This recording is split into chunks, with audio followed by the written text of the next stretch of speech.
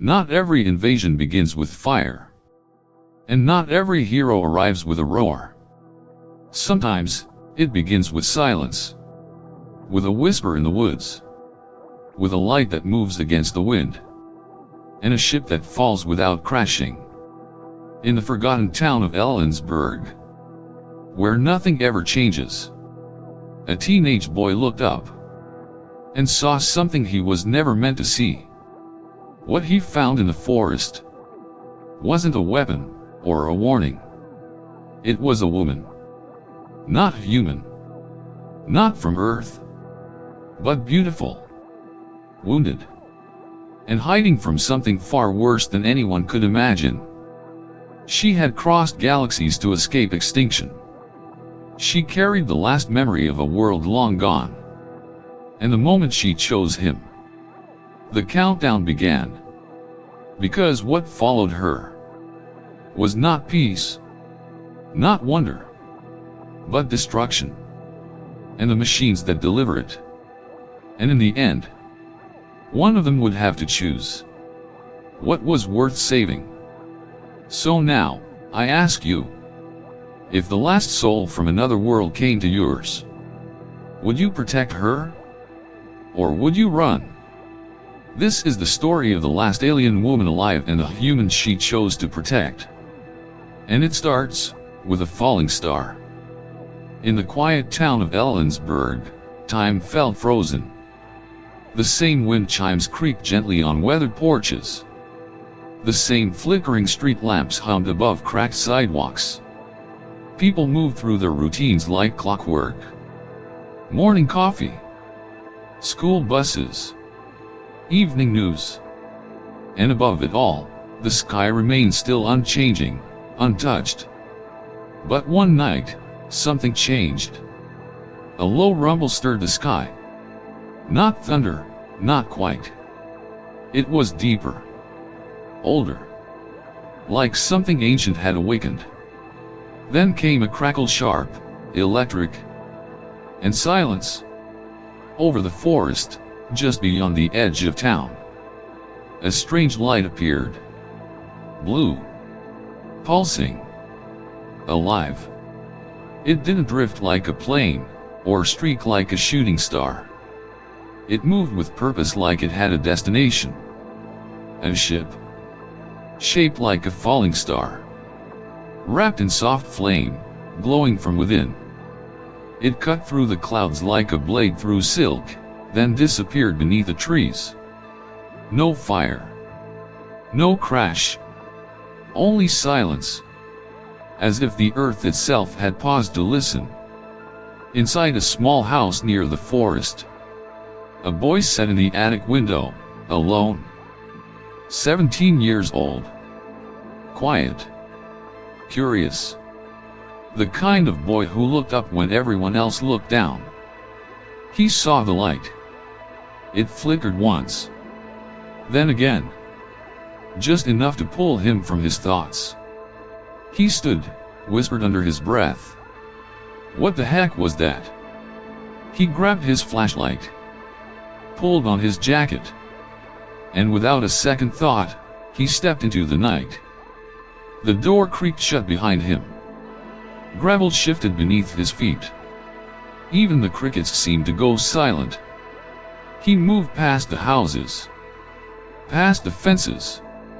Toward the trees. The forest welcomed him like a secret, dark, hushed, and waiting. Branches arched overhead, whispering ancient things to one another. The air grew colder. Sharper. It smelled faintly of metal and rain. And up ahead, there it was. That glow. Soft. Blue. Breathing. Calling him forward. Not of this world. And not meant to be found. But he was already too far in. And whatever was waiting in the woods had already seen him. The forest was thick with silence. Every step Lucas took seemed louder than it should have been. Leaves crunched softly under his feet. The beam of his flashlight trembled in the mist. But the glow, it was still there. unmoving, unnatural, unmistakable. It pulsed gently behind a curtain of tall ferns and tangled roots. Not bright enough to blind, just enough to lure. He pushed through the underbrush, breath quick and shallow. And then he saw it. Nestled in a clearing was something that looked like it didn't belong to this earth. It wasn't just a ship. It was something alive. Metal, yes, but not cold. Its surface shimmered like glass underwater, shifting softly between shapes like it was breathing. Thin blue veins of light ran along its edges, pulsing like a heartbeat. The air around it felt different. Heavy, yet clean. Like the moment just before a storm breaks. Lucas stood frozen, staring, every nerve in his body screaming to run. But something deeper rooted him there. And then, it opened. A quiet hiss escaped the hull. Not violent. Not threatening. Just the sound of something, releasing a secret. From within the ship, a figure stepped out. She moved slowly, with grace, but her steps were unsteady. She looked almost human, tall, slender, wearing a suit that shimmered like moonlight on water. Her skin was pale, almost translucent under the glow. And her eyes, they were silver. Not gray.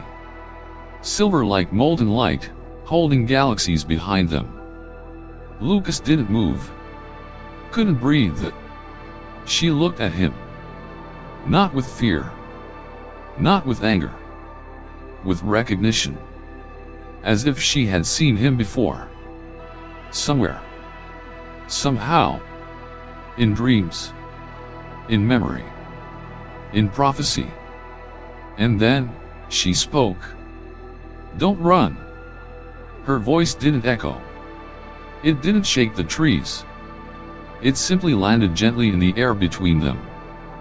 Lucas blinked. Are you real? She nodded slowly. I need your help. And with those words, her knees gave out. She collapsed forward. Lucas lunged, catching her before she hit the ground. She was cold. Light. Almost weightless. But her breathing was steady.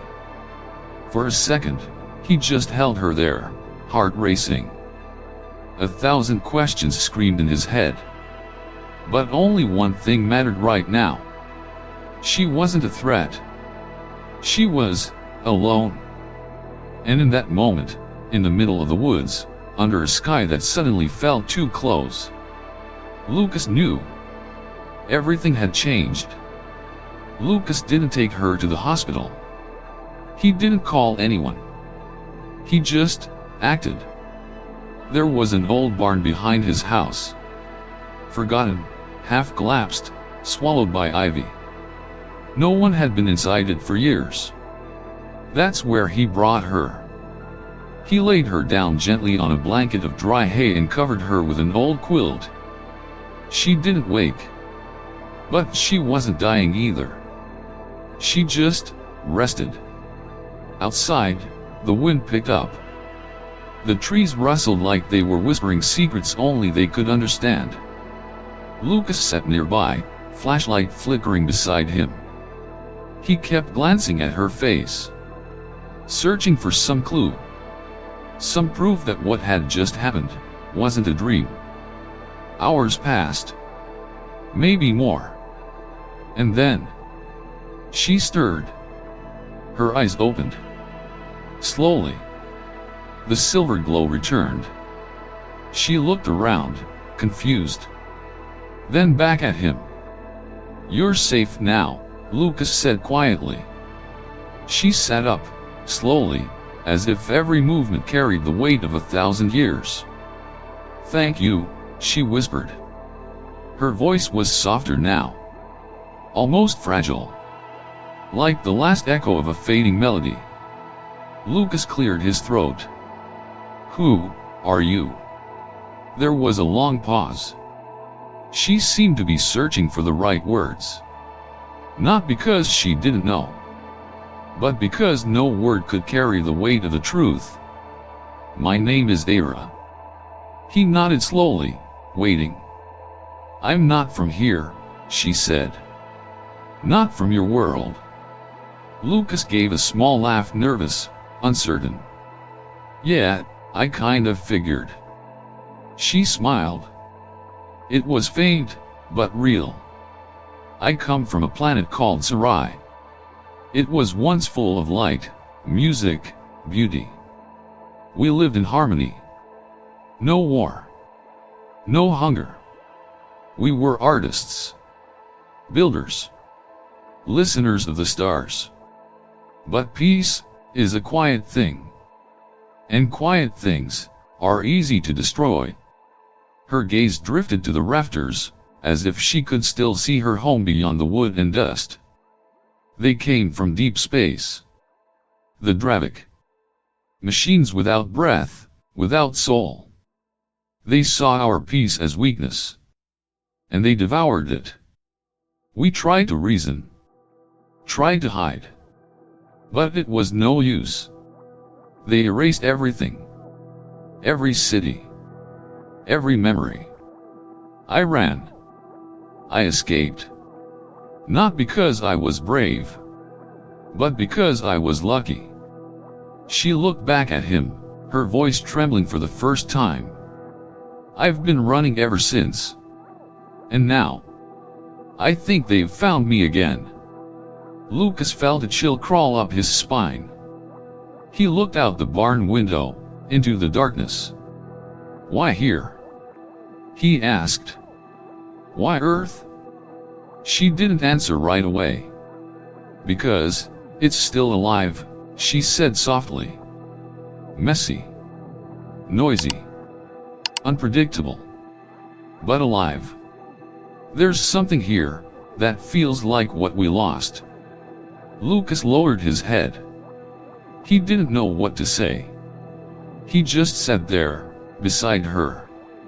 As a girl from the stars told him a story no one else would ever believe. But he believed. Because he saw her fall from the sky. Because her eyes held galaxies. And because something deep in his soul whispered. This is only the beginning. The days that followed were unlike anything Lucas had known. Time didn't move the same around Era. The hours felt slower. Quieter. Like the world was holding its breath, just for them. She stayed hidden in the barn. Lucas brought her food. Water. Books. He didn't know what aliens ate. But she smiled when he offered her strawberries. She said they tasted like sunlight and rain. Sometimes she asked questions. Other times, she just watched. The way dust floated in the air. The sound of wind catching the roof. Even the creak of old wood fascinated her. And Lucas? He watched her too. Not with fear. Not with suspicion. With awe. One morning, he brought her a smartphone. Showed her how to swipe. Tap. Zoom. She picked it up faster than him, actually. What is this? She asked, pointing at the screen. It's a map of the stars, Lucas explained. You can see constellations, planets, all from here. She looked at it in silence for a long time. You hold your sky in your hand, she whispered. That's beautiful. Later that day, she stepped outside for the first time. Not far, just into the sunlight behind the barn. She knelt down and touched the soil. Closed her eyes. Listened. The ground beneath her palm began to warm. And then, tiny wildflowers bloomed from the earth. Lucas stared. You did that? She looked at him, gently. We don't take life. We ask it to rise. That night, they sat side by side under the stars. Lucas told her stories about Earth, about cities and school and roller coasters and heartbreak. She listened like each word was sacred. Then she spoke. My people once believed the stars were souls. When someone died, they returned to the sky. We never feared death. Only silence. He looked up, then back at her. Is that what you're afraid of now? She paused. Not silence. Being the last voice left. Lucas didn't know what to say. So he reached out. Not to hold her. Just to let her know he was there. They didn't speak again that night. But the silence was different. Full, not empty. Like the space between notes in a song. The kind of silence that says more than words ever could. It began with a sound. Not loud. Not sudden. But low. Constant. Like a deep vibration beneath the ground. Barely there, but impossible to ignore. Aero woke before dawn. Her eyes already open, staring into nothing. She felt it. They've found me. Lucas was still half asleep when she spoke the words. But her voice chilled him awake. Outside, the wind had changed. The trees didn't sway, they stood still. Birdsong had vanished. Even the insects had gone silent. Lucas stepped outside and looked up. That's when he saw it. A black shape hovered in the sky far above the treetops. Perfectly still. Perfectly wrong. It didn't reflect the sunlight. It seemed to swallow it. At first, it looked like a cloud. But it didn't move. Didn't change. Then, it blinked. A single red pulse, like an eye opening. Lucas stumbled backward. Air stepped beside him, calm but solemn. It's a scout, she said. Dravik. One of many. It searches. It records. It remembers. Can it see us? He asked. Not yet. She reached out her hand. Closed her eyes. Around them, the air shifted. Like heat off pavement. A shimmer. A veil. What did you do? I made us forgettable. But it won't last. That night, Lucas couldn't sleep. He sat near the barn door, staring out into the trees. Every rustle felt like footsteps. Every shadow, a shape watching them. Ayers sat quietly in the corner, humming something soft. A song from her world. Lucas listened. The melody was strange, but beautiful. Like wind over water, or stars whispering in code. Is there no way to stop them? He asked. There is. But it's not easy. They don't want conquest. They want extinction. Then why come here at all? Because they fear what they can't understand. And Earth is still human. She paused. Humanity terrifies them. You feel. You love. You resist. They erase what they fear. Lucas looked down. What happens if they find you? They won't stop at me. They'll take your world too. Not today. But someday soon. Unless I stop them first. The next morning, the air felt heavier. Lucas stepped outside and saw it clearly now. Not one shape, but many. Dozens. Black vessels, high in the sky, barely visible. They hovered like birds of prey, waiting. And down below, hidden in the woods, something moved. It wasn't like Era. It wasn't graceful. Or curious. It was metal. Sharp. Precise. A single Dravik scout. It didn't walk. It glided just above the ground, as if untouched by gravity. Its body shimmered like liquid steel, and a red eye blinked rhythmically in the center of its face. Lucas ducked behind the barn, heart racing. Aero was already there, watching it through a crack in the wood. "They've landed," she said. "What do? We run." "To where?" "Anywhere they are not looking." But Lucas didn't move. He stared at her, breath shallow. "They'll never stop, will they?" "No." He clenched his fists. "Then what's the point?" Air turned to him, eyes glowing faintly, but softer now. "Because running buys time. And time gives choice. And sometimes, that's all we need." They slipped into the forest. Branches whipped past them. The forest, once familiar, now felt like a maze. Every tree looked the same. Every path a trap. But they ran deeper and deeper until they found an old cave carved into a rocky hillside. Forgotten. Cool. Silent. Lucas lit a small lantern.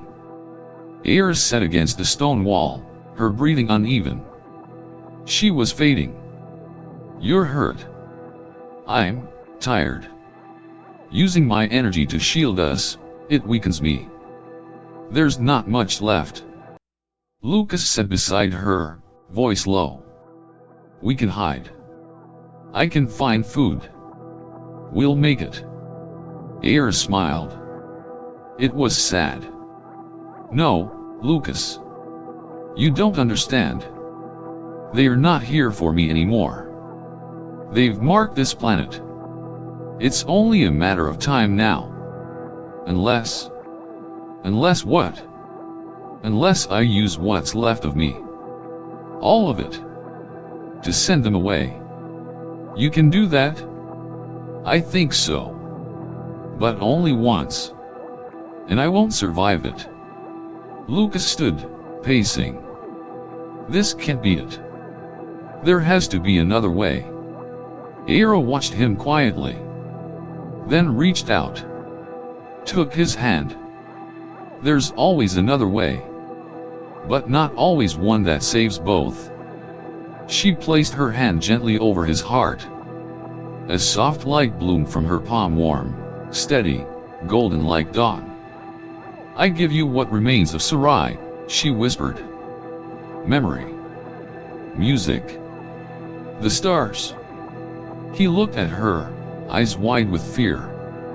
"Why me?" "Because you saw me," she said. "Not what I was, but who." And then she closed her eyes, and the cave filled with light. The forest was no longer quiet. Something had shifted. Above the treetops, the Dravik ships lowered slow, mechanical, certain. A sound filled the sky, not like thunder, not like wind, but like metal dreaming. They were ready. And so was she. Air stepped out of the cave, her body trembling. Her glow had changed brighter now, but unstable, like a candle in a storm. Lucas tried to follow, but she stopped him with just a look. "No further," she said gently. "This is not your fight." "You're wrong," he replied. "It's my world too." She paused. Smiled, almost sadly. "Then stand with me. But do not stop me." Together, they walked through the trees, back to the place where it had all started. The clearing where her ship once fell. Now empty. Now waiting. And then the forest opened. And the Dravik descended. The scout emerged first. Its red eye locked onto Aira. It moved forward with no urgency, no fear. "Target confirmed," it said in a voice that sounded like broken wires. "Prepare for assimilation." Lucas stepped forward, fists clenched. "She's not going anywhere." The scout didn't answer. It didn't need to. More ships arrived. They surrounded the trees. The sky above them darkened with their presence. A black canopy that swallowed the sun. And still, Aira stood tall. "You don't belong here," she said. "This world is not yours. Resistance is inefficient. So is hope," she whispered. "And yet, here I am." Then she raised her arms. Light poured from her skin. It wasn't violent. It wasn't loud. It was pure. Golden. Radiant. A light that felt warm even in its silence. It expanded slowly, first around her body, then outward, touching the trees, the air, the machines. The Dravik scout twitched. The others backed away. But it was too late. Aira stepped forward, her voice calm. "Return to the void from which you came. This world is not yours to take." The scout screamed. Not with sound, but with static, with distortion, with collapse. One by one, the ships began to crack. Then fade. Then vanish. And then silence. She fell to her knees. Lucas ran to her side, catching her before she hit the earth. Her body shimmered like ash in sunlight. She looked at him, eyes no longer silver, just soft and still. "I'm sorry," she whispered. "I wanted more time." He held her tighter. "You gave us enough." She nodded. A breath. A final smile. Then she was gone. Not broken. Not dead. Just light. Returning to the sky. And for the first time, the forest exhaled. The forest was still. Where machines once stood, there was only morning light filtering through the trees.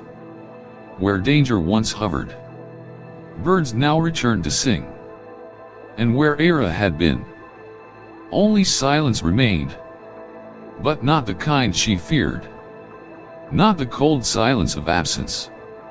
This was the silence of peace. Lucas knelt there for a long time. The warmth from her fading light still lingered on his skin. Like a final whisper, just for him. No one came. No one saw. No one knew. By the time he walked home, the world had already gone back to normal. Cars passed on the road. His phone buzzed with forgotten messages. The sky was blue again. But something inside him had changed. He didn't tell anyone. Not about the ship. Not about Aira. Not about the light. Because how do you explain that you met someone from the stars, and they gave everything, just to protect what we take for granted? So he kept it. All of it. Locked inside his chest like a quiet flame. Days turned into weeks. Lucas still visited the forest. He would sit in that clearing where the grass grew strangely soft, where no trees dared cast shadow. He would sit and look up. And sometimes, when the night was clear, he'd see a star blink just once, as if someone far away was waving goodbye. Or maybe saying thank you. He never found her ship again.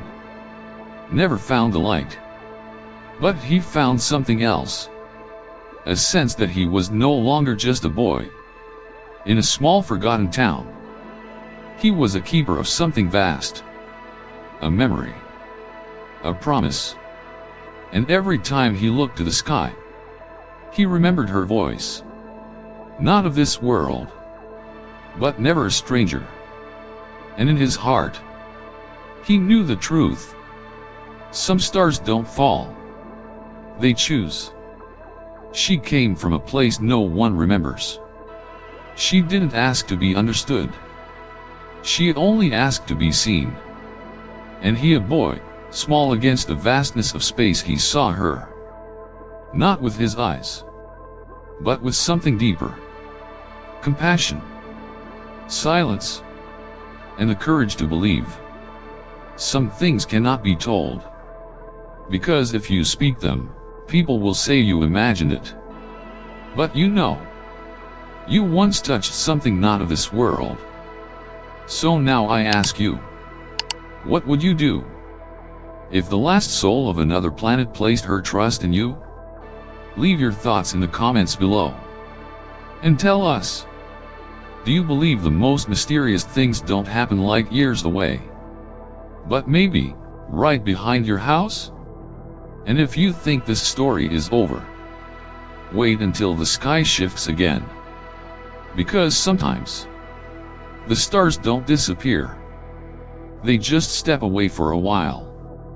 We'll be back soon with another story, another secret, and a moment you won't want to miss. Subscribe and turn on the bell, because next time, that strange light in the sky might fall into your world.